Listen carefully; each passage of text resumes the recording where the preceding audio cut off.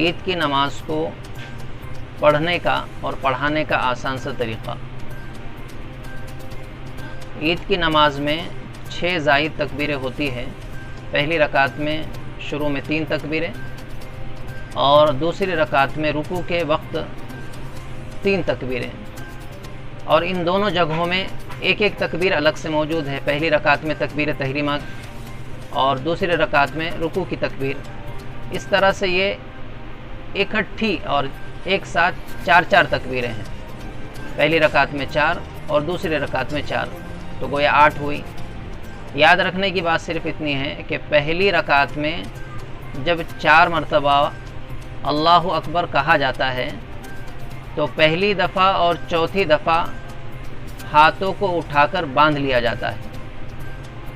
پہلی دفعہ اور چوتھی دفعہ ہاتھ اٹھائے جاتے ہیں اللہ اکبر کہتے ہوئے اور باندھ لیے جاتے ہیں۔ دوسری دفعہ اور تیسری دفعہ ہاتھوں کو نہیں باندھا جاتا ہے، اور دوسری رکعت میں بھی جو 3 زائد تکبیریں کہی جاتی ہے اس میں بھی ہاتھوں کو باندھا نہیں جاتا ہے۔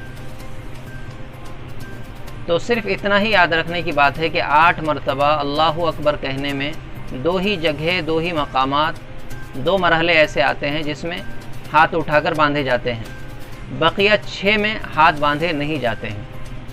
اب دوسری رکعت میں آ جائیے، جب امام صاحب یا خود آپ نماز پڑھا رہے ہو تو آپ سورہ فاتحہ پڑھ لیں گے، کوئی سورت ملا لیں گے، تو پھر رکوع میں جانے سے پہلے 3 مرتبہ اللہ اکبر کہنا ہے، ہاتھوں کو چھوڑ دینا ہے، اور چوتھی دفعہ عام نمازوں کی طرح جس طرح ہم پڑھتے ہیں اللہ اکبر کہتے ہوئے ہاتھوں کو اٹھانا نہیں ہے بلکہ سیدھے رکوع میں چلے جانا ہے۔ اب ایک اور بات ذہن میں رکھیے، جب آپ نے پہلی رکعت میں شروع میں اللہ اکبر کہہ کر ہاتھ باندھ لیے تو ثنا اسی وقت پڑھ لینا ہے۔ پہلی دفعہ جب آپ تکبیر تحریمہ کہہ کر ہاتھ اٹھا کر باندھ لیں تو اسی وقت ثنا پڑھ لیجئے۔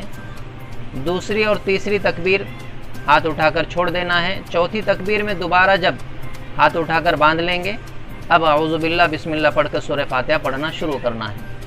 اس طرح ممکن ہے کہ آپ کے ذہن میں یہ آسانی سے ترتیب آ جائے۔ پھر میں خلاصہ کر دوں، 8 مرتبہ اللہ اکبر کہا جاتا ہے، پہلی رکعت میں 4 مرتبہ، دوسری رکعت میں 4 مرتبہ، صرف پہلی اور چوتھی دفعہ ہاتھوں کو اٹھا کر باندھا جاتا ہے، اس کے علاوہ کہیں بھی ہاتھوں کو باندھا نہیں جاتا ہے۔ اللہ ہم سب کو عمل کرنا آسان فرمائے۔ السلام علیکم ورحمۃ اللہ۔